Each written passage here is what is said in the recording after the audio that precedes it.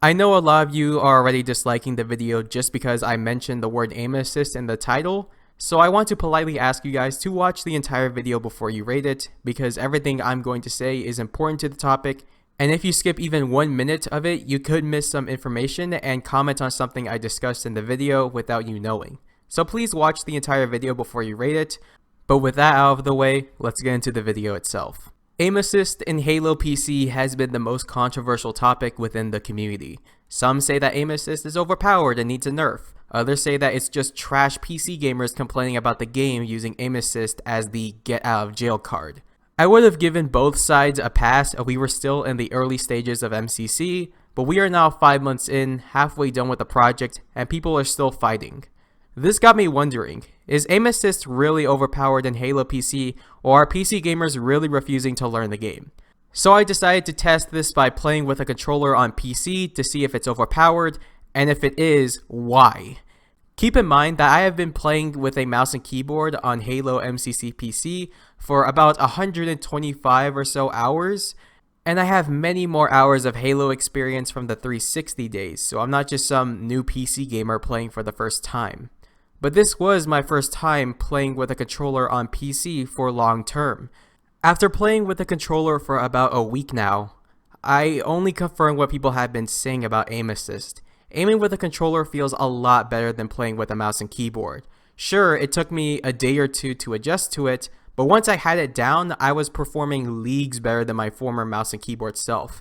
In order to understand why, we have to understand how the base game and how the utility weapon of the chosen game works. I chose Halo 2 Anniversary for this video since Ranked and Reach is dead and Halo 2 Classic is a mess, so I didn't even bother touching that. Halo in general isn't like most FPSs where fights usually end in milliseconds. Halo's time to kill is a lot higher compared to games like COD or CSGO.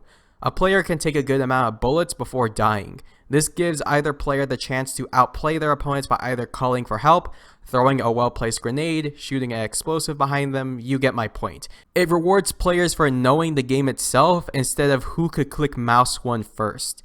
The high time to kill also means that tracking the movement of your opponents is crucial when in combat. If you've ever watched pros 1v1, they usually try to outstrafe each other while letting the aim assist do half the aiming for them. Think of aim assist in Halo as a filter on Instagram or Snapchat. You choose some kind of overlay and it will follow you left and right at exactly the moment you move. The human hand is simply unable to do this precisely, and since aiming with a mouse is done by your hand alone, mouse and keyboard players have to manually track their opponents pixel by pixel while trying to outstrafe their opponents, which is much more difficult if not impossible to do even for the best mouse and keyboard players out there.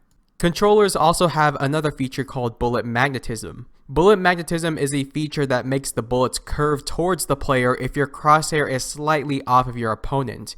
While the bullet doesn't literally curve like in the movie Wanted, it's definitely noticeable when you're playing with a controller.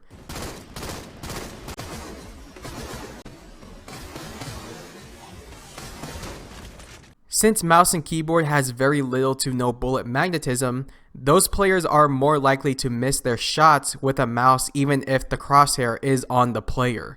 This makes playing with a mouse and keyboard even harder to play when you include the utility weapon of the game, in this case the battle rifle. The battle rifle is a 3-round burst weapon. One pull of a trigger will shoot 3 bullets.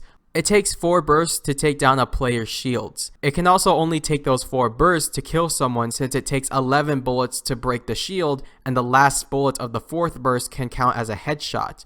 The tricky part is actually hitting all 12 of those bullets. If even one bullet misses the target, the kill could end up becoming a 5 or 6 burst kill depending on how many bullets miss the target.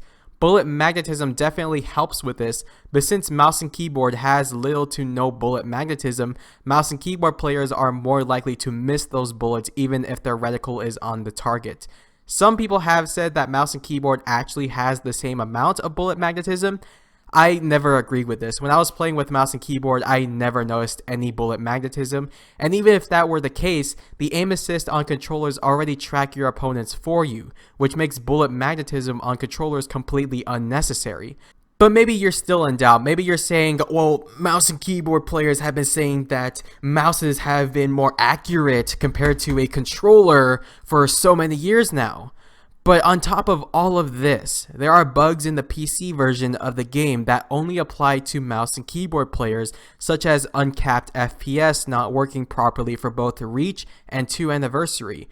This not only makes any GPU better than a 1050 Ti useless, but it also makes aiming with the mouse feel terrible. Sure, capping the frames at 60 solves this, but mouse and keyboard players shouldn't have to rely on a frame rate cap, while controller players get to run their games at as many frames as they want. Hopefully now you could see why controllers are at a huge advantage over mouse and keyboard, and that some people aren't really overreacting. I will say that mouse and keyboard has a slight advantage in game modes like Big Team Battle, but the main game modes in almost every Halo game have been usually 4v4 game modes in small to medium sized maps, usually the range where aim assist takes over. While these issues are only severe in Halo Reach and Halo 2 Anniversary, those games are the newest to PC and happen to be the games 343 wants to represent as the official games of professional Halo.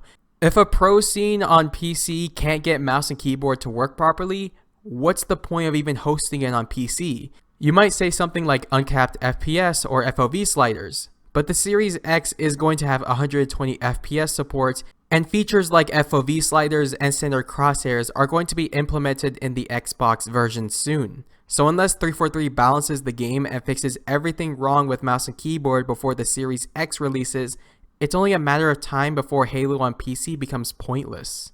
I'm not trying to call controller players bad, they're definitely skilled, but this is a game that's trying to appeal to the PC community. Remember, the whole point of Halo releasing on the PC was to bring in new players, not to convert Xbox players to PC. If 343 keeps appealing to the console audience, why would PC players even bother touching Halo if they're going to have to run and play the game like a console? I'm perfectly fine with aim assist being in the PC version of Halo, but it definitely needs a nerf and mouse and keyboard needs a stronger version of bullet magnetism. I'm also not saying that controllers automatically make you a god. You still need to learn the game and how it works and the maps within it. But aiming and shooting is at least 40% of what you need to master in this game. And if you've never played with a controller before, you're not going to get automatically better. I'm mentioning this because I know a lot of you are going to link me to that XQC video where he uses a controller and he's still trash at it. I understand that, but again, if you're experienced with a controller, you are going to wipe the floor against even the best mouse and keyboard players out there. And it gives little to no room for new mouse and keyboard players to learn the game because they're getting four-bursted before they even get a chance to fight back. If you want to test this yourself, I would challenge you to play with the opposite peripheral of what you're playing with right now. So if you're playing with a mouse and keyboard currently, play with a controller. If you're playing with a controller right now, play with a mouse and keyboard. Do this for at least a week, then come back to this video to tell me your results. And don't be that one guy that just gets a dummy account and has that dummy account stand still in a private match and show me how good mouse and keyboard is just by shooting the target. That's not how this works. You have to play with each peripheral for long periods of time, more specifically for at least 1 week to get real results. That is my take on aim assist in Halo. I know I'm going to get a lot of hate for this considering how 90% of the Halo community plays with controllers, but let me know your thoughts about it down in the comments below. Other than that, I hope you did enjoy the video, subscribe for more content, and I will talk to you all later. Peace.